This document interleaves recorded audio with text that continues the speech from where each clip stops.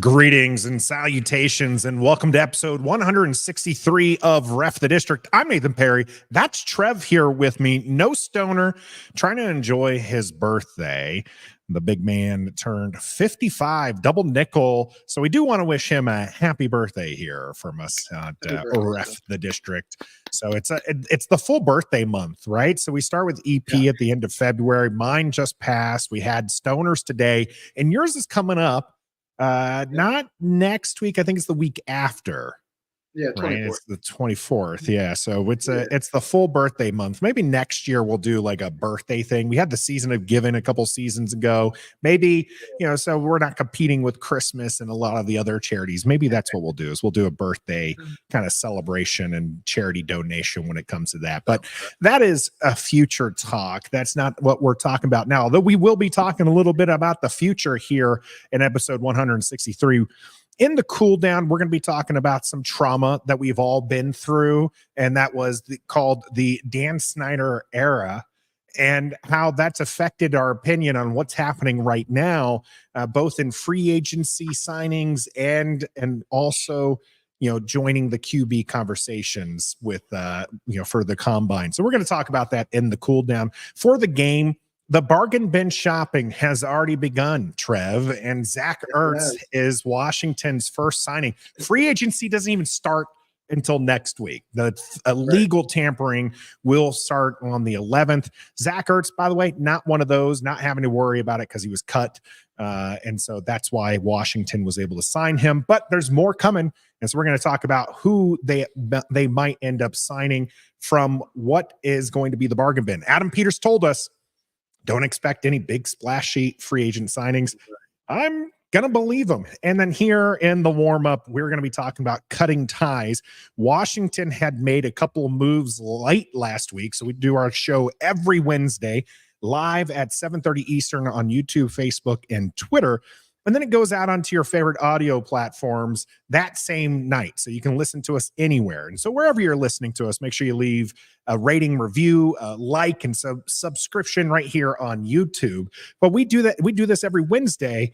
And they had to, start cutting people on Thursday. So we didn't get to talk about on the show some of the people that they've let go. So we're going to do that here. Trev and I are going to handle business. And the NFL is changing hands. We got a lot of people who are being cut, some names out there that we recognize that we might be like, hey, I wouldn't mind signing that guy. And some teams are signing players, like Zach Ertz. And so winning and losing could be in some of these signings. And it's hard to keep track of all that information. But I tell you what, Trev, there's an easy place for people to keep track of that. And that's on Bet Online. They have all of your wagering news. They're going to be able to tell you, hey, did Zach Ertz give them one more win in the season? Probably not. He's 33 years old, but Bet Online will be the place to go. You can bet on March Madness. You can bet on the NBA, MLB coming up around the corner. NHL is going to be coming to a close as well. All that information is on Bet Online. Just use the code BELIEVE, BLEAV, to get yourself a 50% welcome bonus on your first deposit. Bet Online, where the game starts. Some of these names that we're going to talk about didn't really change the win meter for Washington. By the way, I do want to tell people, please bet responsibly. I actually had a better segue for that with the bet responsibly, but right now I just want to make sure people know, do bet responsibly. Bet smart and, make smart decisions like Adam Peters did, cutting some of this dead weight on the roster. Now, that's a little harsh for two of them, in my opinion. I'm not going to say I was Charles Leno's biggest fan because let's face it, his wife, Jen, loves the dude.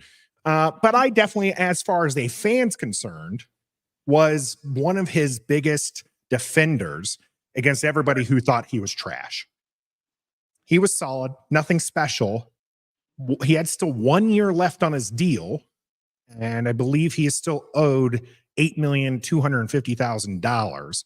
So there is a bit of a cap hit that comes with this, but Washington, probably the biggest names, Trev, that they're cutting ties with, to include another one we're going to be going later. But Charles Leno, were you surprised about this cut? Yes and no. It was floating around the rumor mill that he was probably going to be one of the surprise cuts or cuts for sure this season. I was kind of shocked that it happened so fast, out of the blue like that. But I agree with you. I was a defender of Charles Leno too. He's a solid left tackle. He has his ups, he has his downs. The past couple of years, more downs than ups, I do believe, in my opinion. But it's like you see all over Twitter. I was a fan of him personally because we had his wife on the show. He had Cameo on the show. Like we introduced ourselves to him. We talked to him. So I'm a fan of him as the man off the Yeah, field. Walter Payton, Man of the Year All for the accolades he Washington. gets Yeah, nominated for stuff. Yeah, but it's time to win, and he's getting up there in age and declining in production. So it's a move that needed to be made. I think I think the belief is they're making cuts with people who have like a lot of guaranteed money left on their contracts, and he was one of them. I think one of the highest guaranteed money left on his contract. So, like you said, he's due what, 8 million, 200. Yeah, just north of $8 million. But I mean, to be fair, they were saving money. So even though there's the dead cap hit, they did save a little bit of money on this. To me, it was just interesting because this was not a hole for Washington. It was a need. I agree with people with wanting to get a younger, more athletic, better tackle. Okay. I'm not blind to say that Charles Leno would be the left tackle of the future, but we just went from having a need to get younger, and now all of a sudden we have a hole. And so now that need just becomes all the way stronger, right? You could have lived with Charles Leno as your anchor on the left for 1 year. Now, I think one of the things that did come with this is not that he retired, like Locked On Law here had earlier said, it's actually that he was having hip surgery, and he just got out of hip surgery today. So we wish him all the healing, good vibes and everything. That man's been through a lot. He got cut twice last week. And now he's got hip surgery. So for those maybe not familiar with it, he got that snip. So he got a vasectomy last week, the same day that he got cut. So man, that guy went through a whole lot. But as Brian's mentioning here, Leno having surgery gave Washington kind of no leverage in any kind of contract talks. You're not going to get him to kind of restructure and do anything with this. And so I think that hip surgery and the hip recovery meant that we probably weren't going to see him during the season, or at least a portion of the season. And so it was a smarter move to kind of let him go. But I really, when I first saw it, I was here with Gus Bus on this one. I think cutting Leno last week was a huge mistake. We use our leverage at the negotiating table with prospective left tackles. And I think that's where the Brian's comment was kind of going with there. I didn't care about the leverage because I don't think they're trying to get a left tackle in free agency. I think they're going to try to draft one. What I think that was rough is, like I said, Trev, this wasn't an immediate need. You don't have really a starting cornerback, right? Right. Kendall Fuller's a free agent. Do you trust Benjamin St. Juste, who's been hot and cold? Do you trust Emmanuel Forbes, who, let's be honest, his rookie season was a disaster from a first round pick perspective? And so you might want a cornerback, Trev, right? You don't have any linebackers. You have Jamin Davis, and that's it. You don't even have Miracle Whip anymore. Okay, no, like this is so you need linebackers. You don't have any edge rushers. You literally jettisoned the two edge rushers that were worth anything last season, and now you have to bring them in. But now you also have to get a left tackle. You want to replace Wiley at right tackle. So now you're going to have to get both bookends. You still have to find a guard. Inside offensive linemen are easier to find than draft. So I just don't see the vision right now with cutting Leno. Maybe they are trying to set up their offensive line for the person they take at number 2 coming in. Maybe they said, hey, Leno, thanks for your services. You're a solid left tackle, but Sam Howell almost broke the record for sacks last year. And no, I'm not putting it all on Leno, but he's part of the O-line that allowed that to happen. So this might just be a telltale sign like, hey, we got Sam Cosmi, and we might have a Ricky Stromberg or maybe a Tyler Larson. I don't know. But other than that, we ain't got nobody else. So let's go ahead and start trimming the fat now and get some people in here. So when we get our guy at number 2, he'll have he'll be ready to go. So yeah, and then Gus Bus here. So Quinn was wrong when he said this was a recalibration. Let's be real; it's a straight up rebuild. I thought that line was a bunch of malarkey from the get go. We all know it's a rebuild. You can call it whatever you want. You put in those fancy terms. Ron Rivera had a similar kind of thing where it's just like, we're not really rebuilding, we're retooling, and stuff like this. That people say those kind of things because, of course, rebuild that preps the fan base for, hey, we're going to suck. This is going to be an awful season, right? Like you don't want to tell people that doesn't sell seats. So it's just like, hey, we're not rebuilding. It's a recalibration. Right. Well, it's bad. It's just an interesting thing. Like I said, I think the surgery made the difference here. I think if he doesn't need hip surgery, then he probably doesn't get cut because they can just expect him to start. But, it is going to be something that we're going to have to, take on here. Now, one of the needs that this team has is a tight end. And we jettisoned, apparently the word of the day for me is jettisoned, but we got rid of Logan Thomas. I mean, it was absolutely last week. EP's they got EP's birthday gifts to her late, as she was not a fan of Logan Thomas, not a fan of Charles Leno. They cut both of them the same day. So it was just like, hey, happy belated birthday, EP. Logan Thomas, that one was a cap hit. Okay. This one was just under 2 million and dead cap hit. So this was a cap casualty type situation. And it's even more apparent because, again, they saved money and then they signed Zach Ertz. And we're going to get into the Zach Ertz thing later, Trev. I know it's going to be kind of hard to avoid it because it literally just happened today, and they got rid of an old tight end to bring in an old tight end. What did you think of the Logan Thomas cut? Time to go. Same thing. Fan of him as a person. He's been a guest on our show. We met his wife and kids at training camp. Excuse me. Great guy. Really nice, whatever. But he's just not cutting it when it comes to what you need your tight end to be if you want to be successful and win games in the NFL. I mean, look at his stats. It's not even 500 yards in receiving, not even 5 touchdowns. Like, it's just time. He can't stay healthy.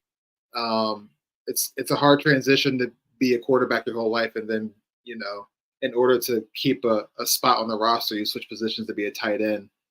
So there's that comes into play too. It's just time to move on. He's old.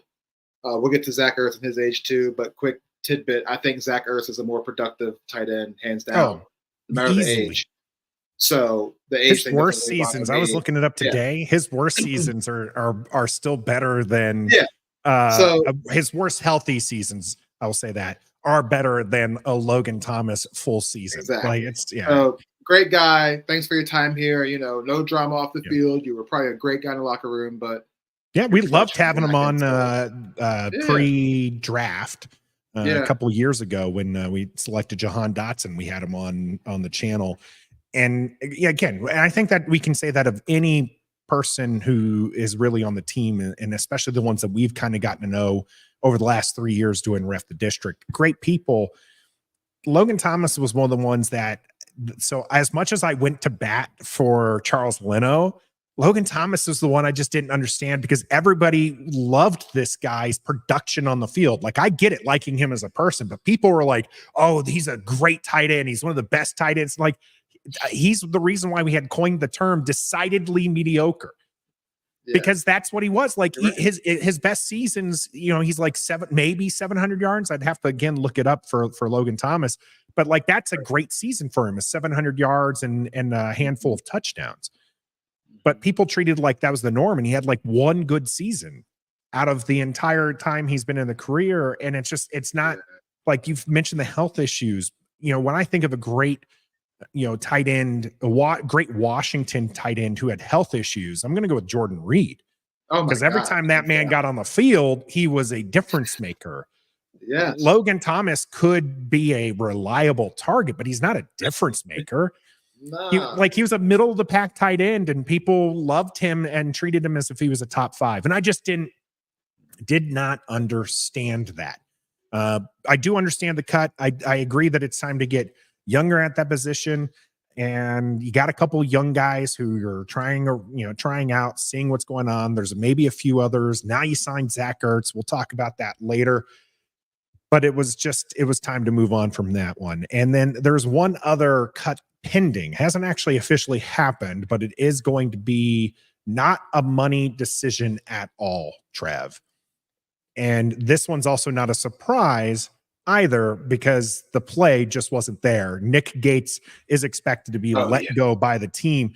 He's going to carry a $5 million cap hit, but that's all dead weight. So they're not saving any money. I think they're saving, about 100,000, I think is what they're saving. Maybe just under $1 million is what they're saving. So this isn't really a big money saving thing. This is literally just hey, you're not good, we're going to let you go.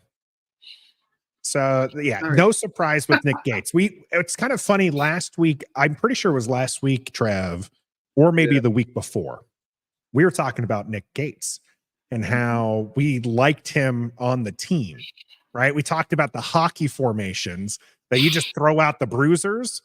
And if you could do that with offensive linemen, Nick Gates is a guy who you'd want on your team, because you just throw him out in that second or third group and he just goes wallops somebody, pushes somebody, gets 15 yards and gets kicked out of the game, but shows them, hey, we're not going to take this. Yeah, Nick Gates would have been great, but Nick Gates anywhere on that line, not so good, Trev. Not so good. Not so good. So yeah, he can go too. Appreciate your time. But he signed a pretty nice deal too, like 3 years. His was a little bit. So you brought up the deals. So both Logan Thomas and Charles Leno had signed their contracts in 2021, and were supposed to go through this next year. So they only had 1 year left. And we have Nick Gates, who signed last year. He was signed all the way through 2025. So again, this one was not a cap savings. This one was strictly a move for getting talent on the field. So no more Nick Gates. We'll see how they line this up. Maybe they do go, as Joseph was requesting, with Onwenu. He was a guy that I mentioned out there at right tackle, only 26 years old. But is he in the bargain bin? We'll talk about that here in the game.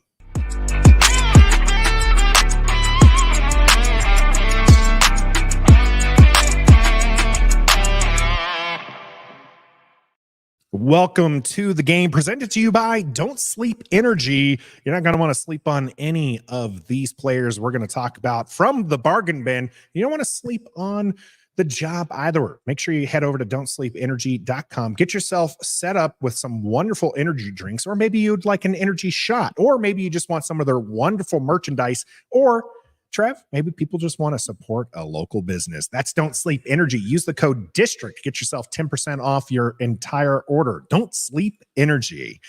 Makes you great. Zach Ertz is now our poster child, Trev, for all of the future free agent signings this year. Adam Peters told people, I believe he got on Grant and Danny, and said, hey, we're not going to make a big splash. People don't need to expect a big splash. And we still had our dreams, and we talked all about all these players we want, and they were going to be so great here in Washington. And Washington has nearly $90 million in cap space, Trev. Yeah. And then we get a 33-year-old tight end on a 1-year deal for $5 million. And that tells us everything we need to know here, where we're at. This is what's going to happen, right, Trev? We're going to get short deals. I think somebody had mentioned that in part of the rebuild here in the comment section. I forgot to star it, but it was a great concept to whoever did leave that in the comment section. Is when you're rebuilding, you don't sign a lot of long-term deals, and especially to older people. You're just trying to get through and trying to turn this roster around as best as possible. So now we got Zach Ertz, has a connection to Cliff Kingsbury. Trev had some good years. We know him because he beat up on Washington far too often. Oh yeah. And then he goes to Arizona, sits there with Cliff Kingsbury, and I guess Cliff Kingsbury was we use this term too often, but pounding on the table to get Zach Ertz. What do you make of the elder statesman tight end? Logan Thomas replacement, veteran tight end in the room, not necessarily making him a day one starter. Don't know what his role is going to be. I imagine by the deal we gave him, it's going to be like third downs, certain packages. I don't see him out there for more than 60% of the snaps. Like I said earlier, he was more productive than Logan Thomas, 33 years old for the NFL, but he had some of his best seasons with Cliff Kingsbury and then also with Philadelphia, so we know what kind of tight end he is. I didn't like him because he was always so dominant against us, but he was pretty good when healthy. He's been unhealthy the past few years of his career, but I don't know if this sets the tone for how we're going to sign free agency. I find it's just a weird play and a weird signing to make right now ahead of free agency. I know he was on the Lions practice squad last year, but didn't see the field. So that's why he was signed during the playoffs to the practice squad is how it was, which was a really weird thing. So he gets cut by Arizona, and then Detroit's like, yeah, we'll put you on our practice squad. Maybe you'll win a Super Bowl ring with us if we, kick it a field goal instead of, going for it on fourth down. So I don't know. I think it's just a safety security blanket signing. I think they've had talks probably long before the past few days. Yeah.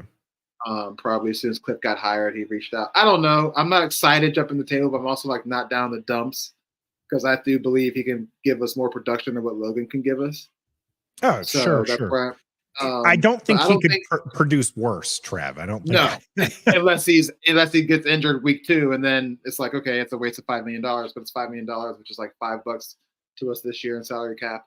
So yeah, I don't think it's a telltale sign of how we're going to approach the free agency signing. I think it's a clue, but I don't think it's a poster child necessarily. I think we will make a splash signing at the linebacker spot. I do believe if we have to. I think that's the best position you do it in. That or offensive lineman. Other than that, I see bargain bins everywhere else, like cornerbacks and more secondary, some other linebackers too. But I think we will make a big splash O-line signing or or linebacker signing this offseason. I'm interested to hear who that big splash you have in Patrick mind. Queen! That would I was we made a whole video. I'm a big Patrick Queen guy. And who knows? There's people are still releasing players right now. So so many big names have been released. And you get so excited. You're like, yeah, he could work. But then it's like, well, just wait a minute. Because what if somebody else gets let go next week? You're like, oh, we already pitched out to him. So like, it's crazy. Or maybe you're like the code talker earlier who says, I've seen this crap before. You're taking other people's cast-offs. Adam Peters' GM score, negative 10 points. And I feel like that's going to get worse for with a lot of the fan base, and that people loved this Zach Ertz signing. Not sure why. It doesn't really excite me. Like I'm like, it's okay. I mean, it's like I said, improvement maybe from Logan Thomas. I mean, you traded a 32-year-old for a 33-year-old, but a 33-year-old who's been more productive, but then also has an injury history. Like it's just, I'm just like I'm looking at. You just rap sheet like that. That's a red flag. Yeah, I'm sitting there. It's that Office meme with Pam, where it's just like I asked them to tell me the difference between these pictures. They're the same picture, right? It's just like yeah, sure. Again, a little bit more glitz and glam with Zach Ertz, the three Pro Bowls. But I mean, I'm not really seeing at this stage of their career that either one of those are like, there's not that much of a difference for me when it comes to this signing. Definitely did not have Adam Peters signing a 33-year-old veteran tight end to a 1-year deal, his first offseason player move for the Washington Commanders. I wasn't expecting a signing before free agency. I wasn't expecting a tight end signing this early. Like this is a shocking signing right now. Like Peter Schrager from NFL Good Morning Football tweeted that we're in talks, and I was like, okay, we're in talks, cool. It's probably just a conversation. 2 hours later, we signed the man. I'm like, oh my goodness. Yeah, it was real quick on that one. Big Okay. Simple points it out too, by the way. It's entirely the connection that Zach Ertz has with the offensive system that we're putting in. It's not just Cliff Kingsbury. He has a connection with some of the other coaches, and this is why he's here. And I think having him is good, because if Washington goes with a rookie QB like we think they should, having somebody who's familiar with the offense, knows where he's supposed to be, is good for that young QB, because that is a safety blanket. And that's that quarterback, whoever it is that Washington takes. And no, I'm not entertaining the idea of Sam Howell. So whoever they're going to take, Zach Ertz is that guy that he's going to rely on for this year. And I think it's a smart decision. I think it is a smart decision when it comes to that one. So some people loving the Patrick Queen, some people not loving Patrick Queen. I can never make Gus Bus happy, no matter what I say. So. Saying a little bit. Gus Bus did have a name that we're going to go to here first, only because it was in the conversation, and I'm good with this one. Alshire is a much better and cheaper signing than Queen.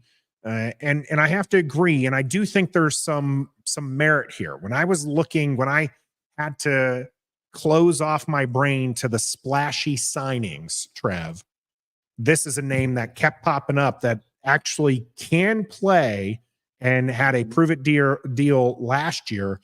It was shown that, hey, the time in San Francisco wasn't a fluke, just happened to be on a great defense and was sitting behind some players. Did a prove-it deal, did well. Maybe this is a guy we can sign at linebacker for this one. And I think that might be a smart decision, because I don't think it's going to cost a whole lot. No, I agree with you. But I think that it will still be a splash signing. It just won't be an expensive splash signing. More like probably about the name and production rather than the money. Yeah, so I think this is another one that people, if the signing happens, people will just be nodding their head like, "Yep, okay, that's a good one. We can live with that, right?" It's not an Andrew Wiley, right? Yeah. It's not a Nick Gates. To us. Yeah, it's just like, oh, this guy doesn't absolutely suck. That's great. Let's go with that. This is one. Sorry to back people with the Gus Bus comments here, but this is something he had mentioned earlier, and I like this idea that he's bringing about, because I didn't think about this. I mentioned the 90 or close to $90 million Washington has in cap space. Gus Bus here says, I'm okay with the strategy of restructuring the larger contracts of the team to push their cap hits more into this year. So you're using this year where you have a lot of cap space to maybe get a restructured Jonathan Allen, where a lot of that money comes into play this year. So that way, when you sign some of these other guys, you can put their money in future years and not have an aging Jonathan Allen still earning $20 to $40 million 2-3 years from now. Same with Deron Payne. Okay. Might be an option there for playing around with the salary cap. I don't mind that. I really don't. Right. And it's not that when you're shopping in the bargain bin that you have to go for people like Andrew Wiley or Nick Gates, because we knew going in that was rubbish, right? For sure. Not the players themselves, but we knew that these shouldn't have been your starting caliber players that Washington needed and Washington was signing. We knew those were backups, right? For sure. Zach Ertz is going to probably be the starter by default, but we don't know who might be there. I do think sorry, Joseph, but I don't think Noah Fant is going to happen. Joseph wanted Noah Fant. And I think signing Zach Ertz says they're not signing another tight end. They might draft one. So if you have any draft wishes for tight end, you can keep those with you. But that's that's where we're with that one. So, oh goodness gracious, this is one we haven't heard in a while. Locked on Law with Andrew Notwell. Andrew Norwell was another one. That was just one of those signings where we're just like, what? So there are some good signings out there. And I did actually have them on the graphic prior to the Zach Ertz Who'd news. you have? I had a few different names out there looking, and now I'm looking for them. I can't find them in the current list that I'm looking at. I'm on Spot Rack right now, going through looking to see who's expensive because we're trying to find somebody in here who might work. And so I actually might have some of those pictures still. A couple of them on the roster. Did I save them by their name? No, because of course I didn't. That's fun. That's fun. Way to go, Nathan. Way to go. But I mean, there are some options out there. How about let's do this by position, Trev? Okay. You mentioned linebacker being a spot for Washington and a need for Washington in that regard. Mm-hmm. So let's sort this by, linebackers. Washington probably needs an inside linebacker more than anything, right? Yep. You would say that. So here's some of the list of the linebackers that are available. We have Isaiah Simmons. He's 25 years old, coming from the Giants right now. Expected to get around $5 million. We mentioned Al Shahir, another 26-year-old linebacker, nice and young. I think that's the big one. A lot of people like Frankie Louvu. From Carolina, yeah. From Carolina, that's one. I'm looking at some of these younger guys who aren't going to be costing too much. As far as that, is there? I mean, I'm going to make the argument. This is a little tease here for people. I made the argument to sign Khaleke Hudson. He's not going to cost you much. So that video is going to come out, I think, next week on Monday. Or Sunday. I think it comes out on Sunday. I'm not saying you have to pay the man. I'm not even saying you have to start the man. I'm just saying keep him on the roster. Can you cut him? You didn't cut him. His contract was up. He's a free agent. I think again, watch the video on Sunday. That's the one I made an argument for. All right. But I do like Shahir. I do like that one. Jabril Cox is back out there. A lot of people were standing for Jabril Cox. Yeah, he was a special teamer for us last year. How about wide receiver, Trev? Wide receiver is, I think, an underlooked position of need for Washington. Mm-hmm. Is there anybody that you would be interested with for Washington here? A lot of people, were wanting a kind of big name. Maybe that's not going to happen. So where did you want to go at with Washington? I like Josh Reynolds from Detroit. He's a big body receiver, not afraid to take a hit, can line up anywhere. And that's what this team is lacking. It's a big body receiver that can go down and be super physical. It's awesome that we already have that in Terry McLaurin, but we're going to get that man killed. So we need somebody with bigger stature, same production. I haven't really looked at the list for wide receivers yet. I know a lot are being tagged that were potential free agents. But right now I'm going to go Josh Reynolds out of Detroit. That would be a nice addition because, like you said, it's an underrated position of need for this team. I don't know if Curtis Samuel is going to be back with us this year. I really don't. I know he was really good for us later on in the season, but overall picture, he really hasn't been that much of a asset to this team. He spent a year, I think, out nursing a groin. And that could be because we didn't use him correctly, or could be on the quarterback, could be on the thousands of people who were calling offensive plays for us in the past few years. So it's a lot that plays into his production here, but I just don't see it as a shoo-in of him coming back. So we do definitely need somebody to go with Terry McLaurin and Jahan Dotson because De'Ami Brown's not going to do it. So yeah, and I think this is why. So TJ was talking about how wide receivers in a need, it's one.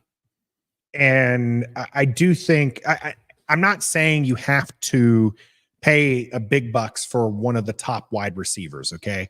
I don't think this team needs to be going out and trying to get themselves a Calvin Ridley, who's probably going to, be a decent sized paycheck, right? There's not really, I'm trying to look here, but Odell Beckham Jr. is on there. Curtis Samuel's actually one of the ones who's probably going to earn a little bit more money. Tyler Boyd is an interesting target. He's getting close to 30, which is when you start to see it.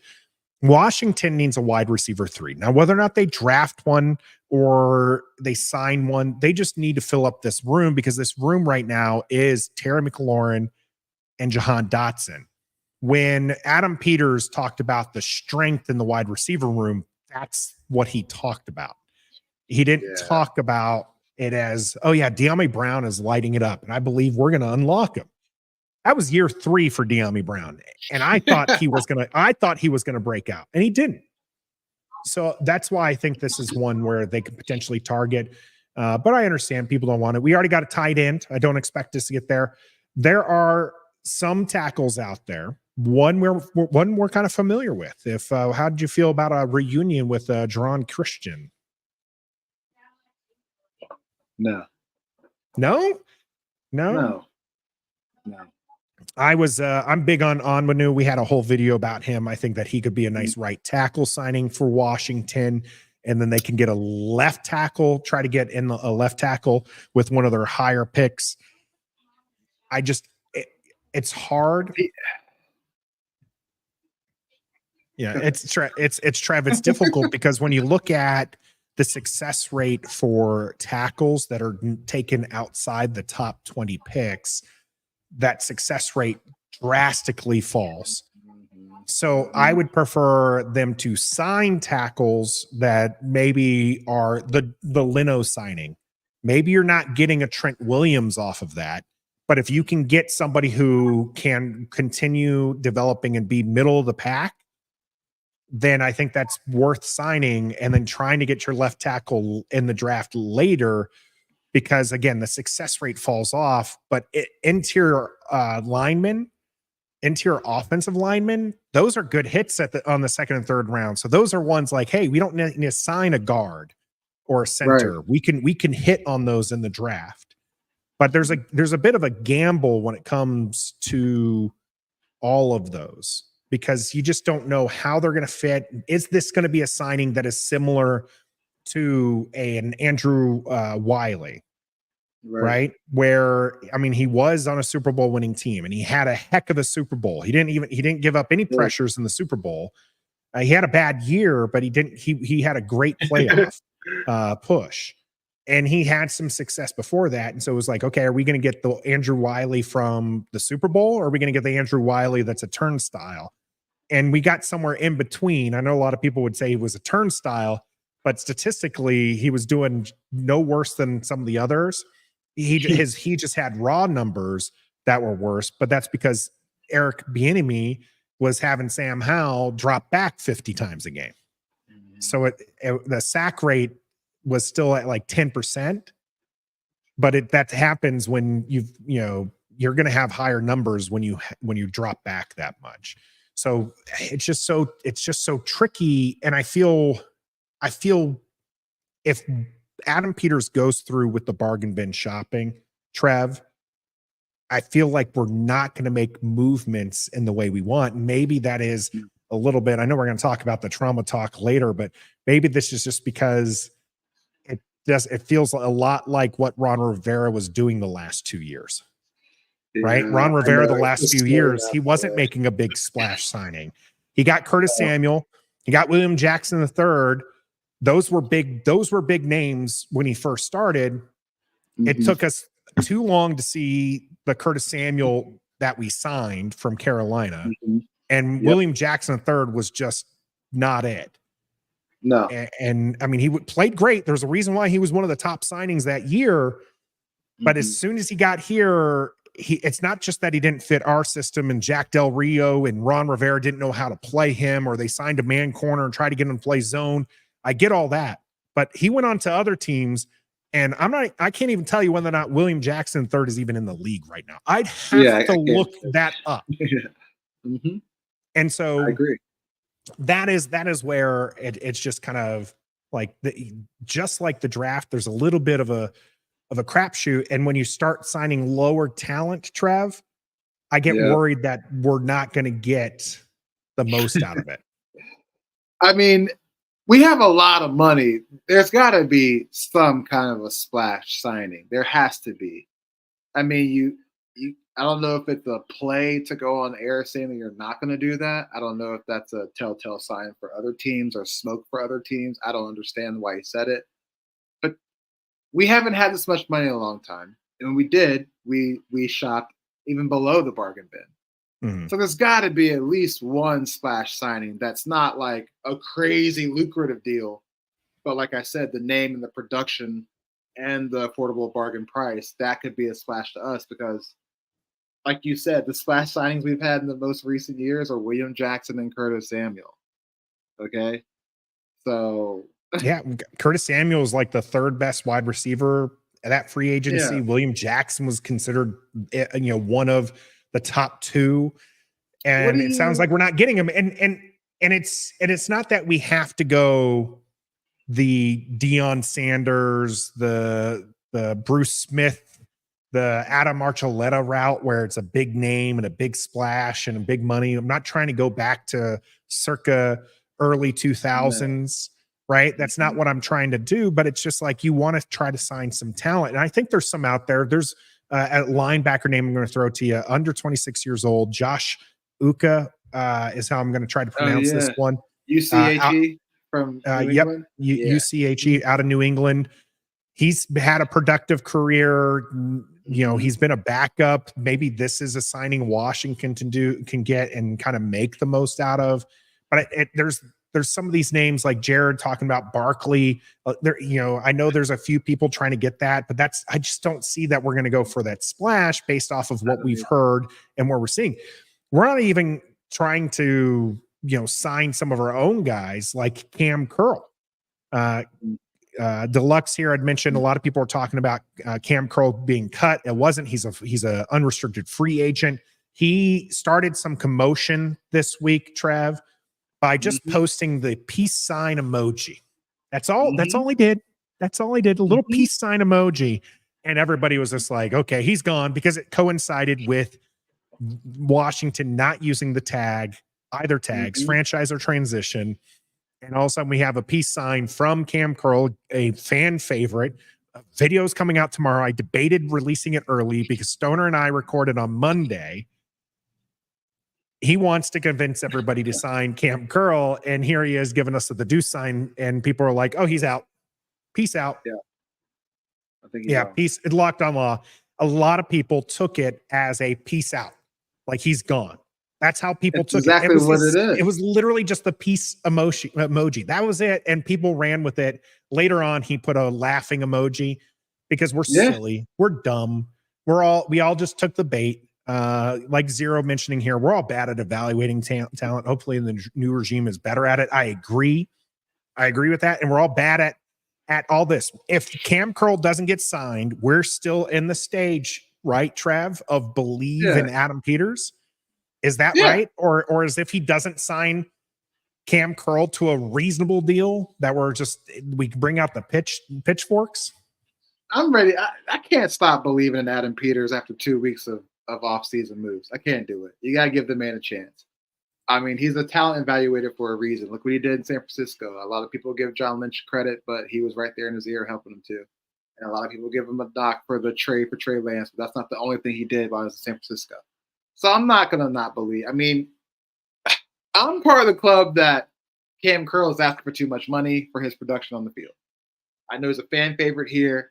I know he is productive, but I just never saw any explosive splash firework he plays, in my opinion, of what he's asking for. So I do believe that was a peace out.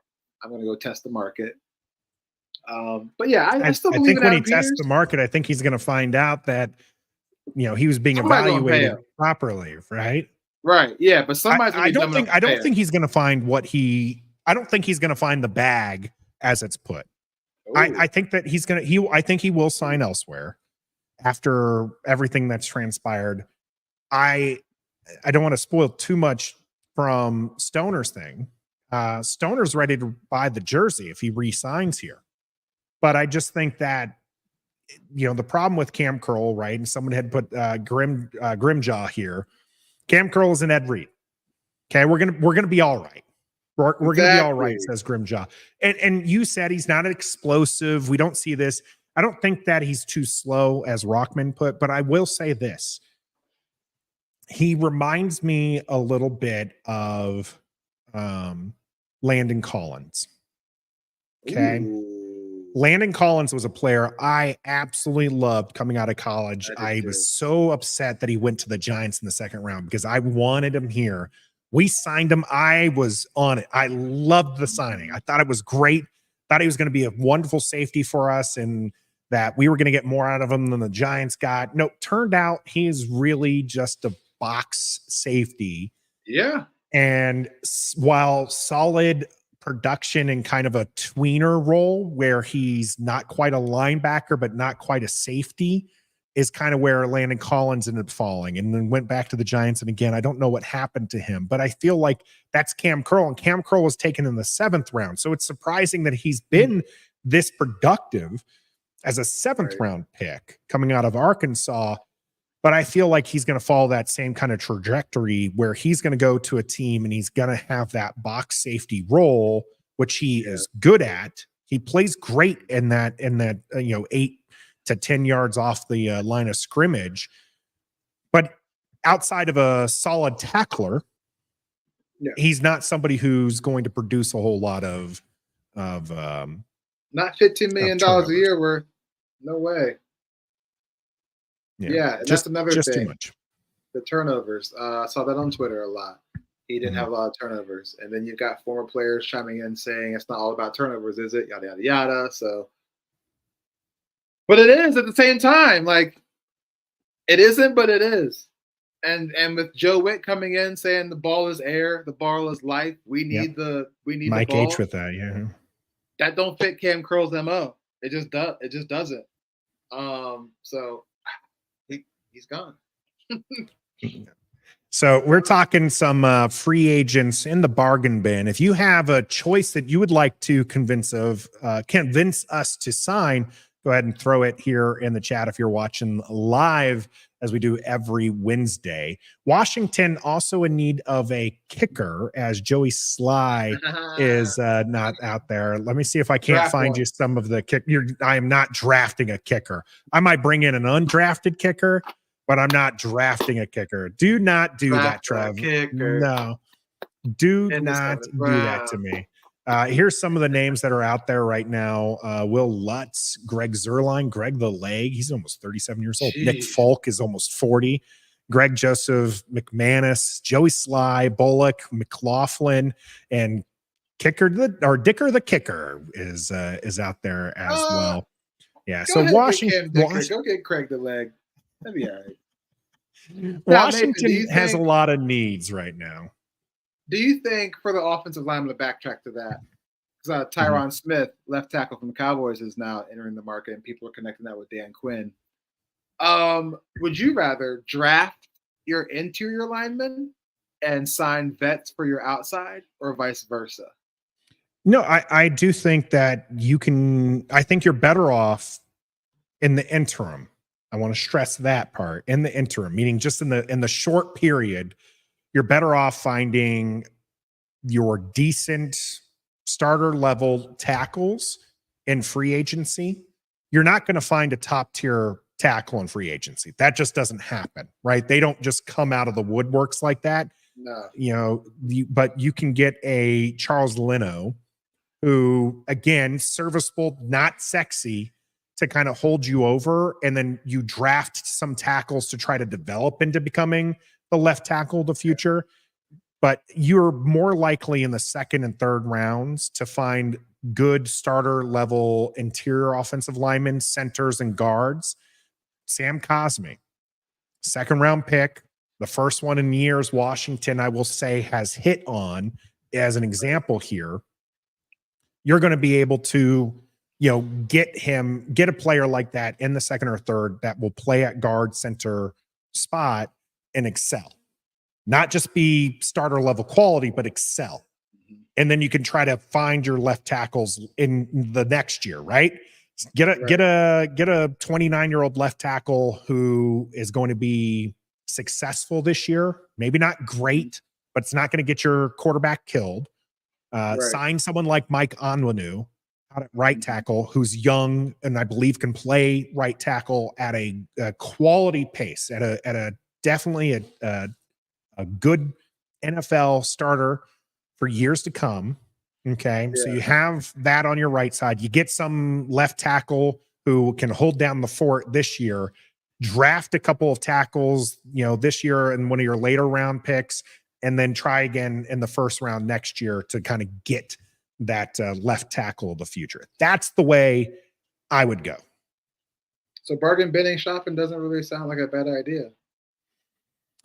Depends on the bargain. Yeah, it's frustrating, Trev, but that's where we're at here because we're looking at some bargain bin shopping instead of the usual big spenders that we're used to. And maybe that's just because we got some trauma we've got to work through. And we're going to work through that in the cool down.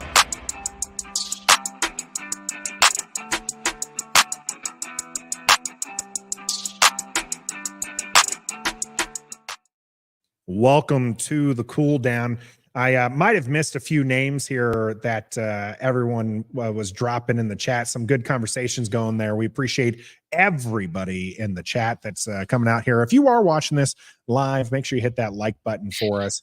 And if you haven't already, sub to the channel. We are live every Wednesday here on YouTube, Facebook, and Twitter. And I think I had seen someone earlier say, "What's Twitter?" You know what I mean.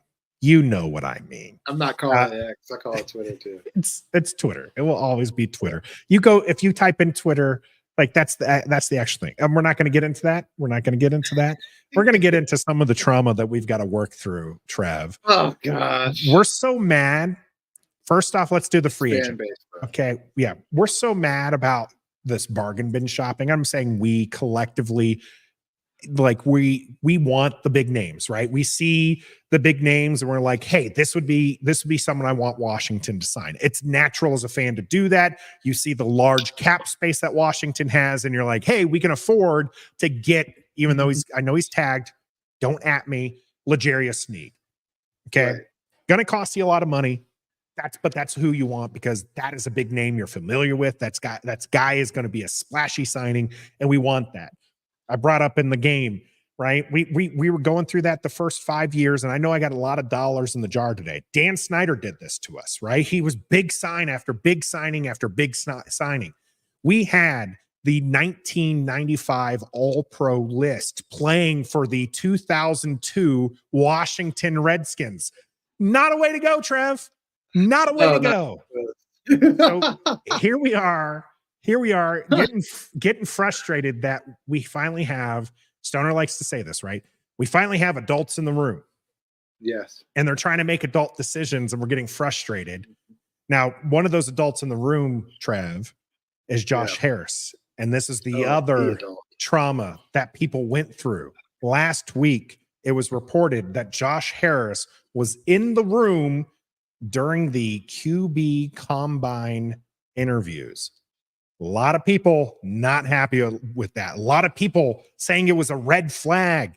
A lot of people treated it as this is Josh Harris coming off his yacht and making the pick at QB at 15.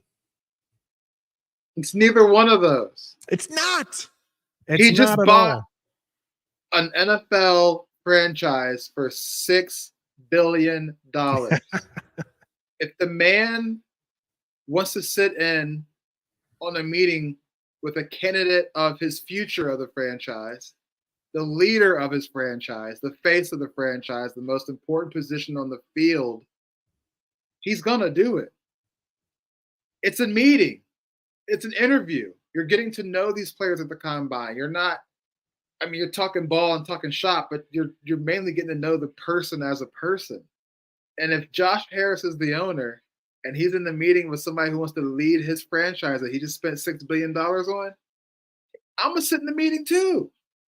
I'm not going to – he did this in Philly. He's not going to – he said it before. He's not gonna go and make decisions. That's what he's hired all these people for. That's why he has 5 people in his ownership group. That's why he has all these other people coming in to make decisions for him or with him, because he's not gonna do it.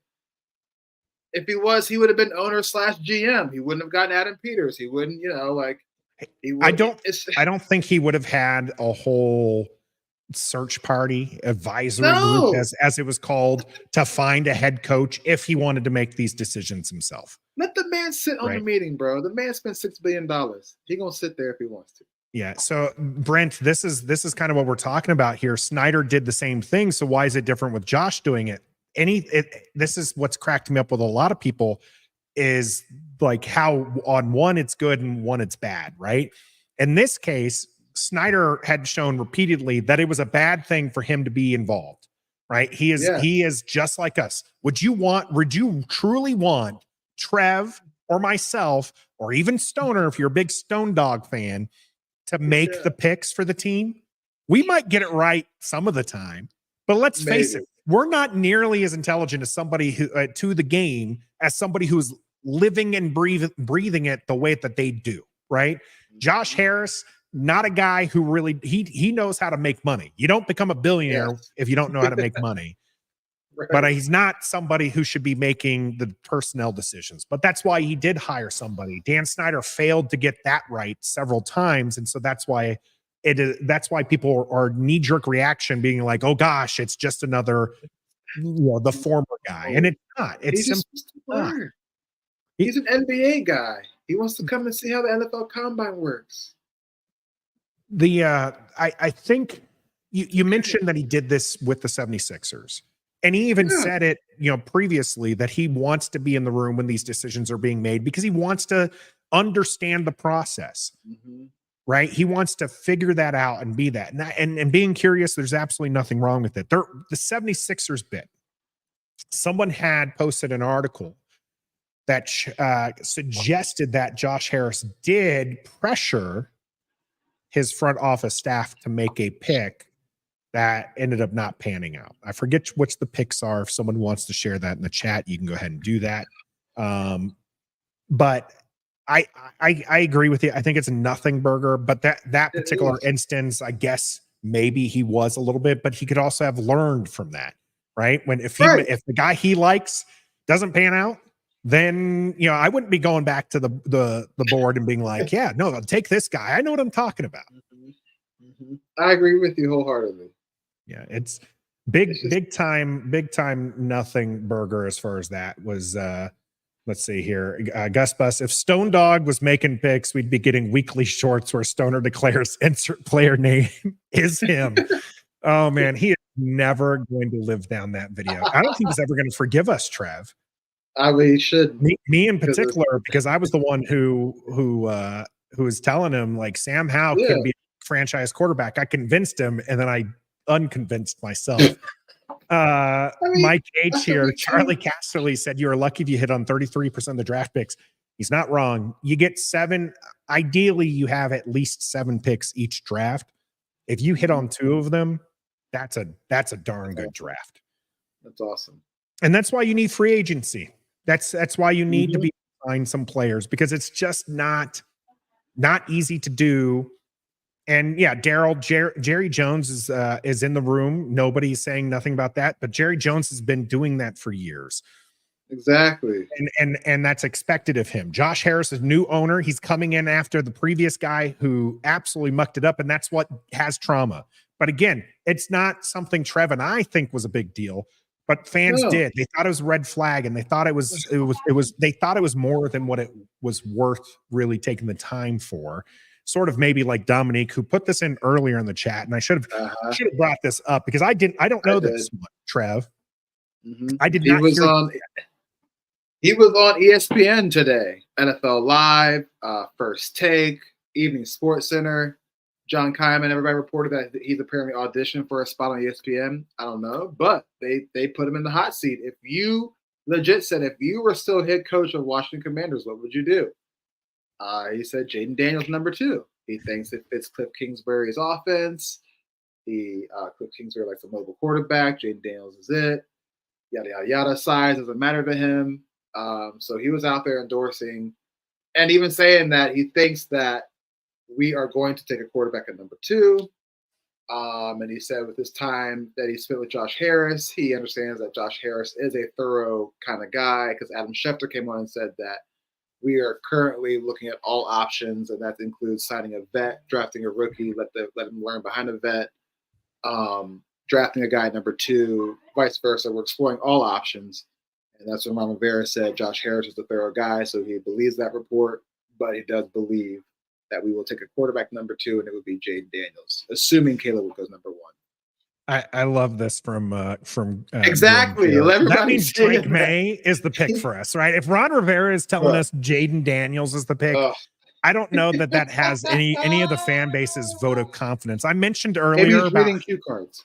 Yeah, so that was Ron Rivera. I think Trev was playing the pronoun game there, but Ron Rivera was on all the networks today and talking, Commanders football and saying Jaden Daniels was the pick. So here's the thing, right? Like, if that's the way Ron Rivera wants to go, if that's what his choice is, he doesn't have a great track record with first round picks. So I'm just saying, when I watch more Jaden Daniels tape, which he's outstanding, by the way. Yes, he is. But now when I start watching more of it, that's going to be in the back of my mind. Ron Rivera would take him at 2. Like, maybe not. Ron Rivera as the GM was not a good choice. And that was one of the things that I had mentioned, Trev. People always they're changing their mind. What was good, what was bad with new people, right? The Ron Rivera way of building up the team and then inserting a quarterback, all of a sudden everybody's on board with that idea. Just play Sam Howell, but build up the team, and then you can draft a quarterback later. Like, that's what Ron Rivera wanted to do, right? The CEO coach, the guy who doesn't. Stoner was big on that. He wants a CEO coach, and he's thinking all these great things, and it was just like, that's what we had under Ron Rivera. And so it's just kind of funny how people are kind of tuning it there. JJ McCarthy, because this is a little post-combine wrap-up, and there's a few questions I'm going to get to. Big Simple had one in here that I starred. JJ McCarthy did not do enough to impress me at the combine. I don't think he did enough to impress most people at the combine. I think he's rising up the boards, and I think that he will be QB4. But Penix was actually Michael Penix was the one who actually impressed at the combine. That was supposed to be McCarthy's time to shine, because the big 3 weren't doing anything. McCarthy, I don't think, did enough to supplant any of the big 3. No. So I agree with you. So Brian is making fun here, putting the money on Sam Hartman in the seventh round. We are going to have a March Madness style bracket with QBs. We'll have that one coming up. Big Simple had asked this question. Trev, I know you're going to have to pop out of here, so you can pop out, say your byes whenever you just interrupt me here. But Big Simple said, do you think we're going to get a defensive end free agent? Yeah, I believe it. You have to sign one, right? You have to, because we got rid of our 2 pillar ones, Chase Young and Montez Sweat. I mean, that's crazy. Montez Sweat leads 2 teams in sacks in one season. He led our team in sacks, left us, went to the Bears, and led their team in sacks. So, yeah, I do think you need to replace defensive end in free agency. There's a few in the draft that are coming out, but they'll probably be gone by the time you get past number 2. So, yeah, go get you some vets. Bryce Huff is out there. I keep hearing that name. Brian Burns has been tagged. That could be a tag and trade possibility. I don't know, but yeah, free agency, defensive end, go do it. There's some out there. We just haven't seen them yet, but there will be some out there. Yeah, there's just nobody on the roster right now. Okay, you have KJ Henry. You have oh man, why am I forgetting our 7th rounder, Aaron Jones? That's really who you have on your roster. So you're going to need to sign somebody out there. No, it's not going to be Chase Young. That's just not happening. So, but I mean, it's just rough. And this is one I've talked a little bit about this Big Simple. So I have a spreadsheet where I looked at the snap counts of the last 4 drafts and defensive ends. I thought, so I know Washington has a need at edge. So I was like, oh, you can just spend one of those second or third rounders on an edge, and you know that's going to be a quality player. Well, it turns on Andre Jones. Thanks, Locked On Law. I said Aaron Jones. Thank you for the correction. But the thing is your second and third round edge rushers don't pan out at a high success rate. You might have a good one, but there's 3 or 4 others that see maybe like 33% of the snaps. So not really it. So I do wish they did sign somebody. And Zero, I'm with you. I'd said that before the season. You keep Montez, you ship Chase Young. Yeah, Chase Young would have needed to have a defensive player of the year type season for me to sign him over Montez Sweat. Montez Sweat's just consistent. I get that Mike Montez wasn't doing much in the grand scheme of things. I'm not saying that he was an elite pass rusher, but we've seen this story before. Okay. Preston Smith goes on to have a solid career. Brian Arapaho had a solid career. Now Montez Sweat's going to have a solid career. And it's just like now Washington needs to do the reverse. They're going to need to sign somebody, a Bryce Huff, maybe a Yuka that I mentioned earlier, and hope that they turn into what we are missing with these kind of players. So we, if there's no other questions, I know Trev has got a piece out of here, so we appreciate everybody jumping in with us. It's going to be a short one here on the middle week here. Next week, probably not so short. Stoner and Trev going to hold that one down. Free agency is going to be a crazy, crazy time. I'm looking forward to it because it's going to really show us what we're looking at in the draft. I'm Nathan Perry. That's Trev here on Ref the District on the Believe Network. We're brought to you by Bet Online and Don't Sleep Energy. And until next time, don't listen to Riverboat. Be a fan.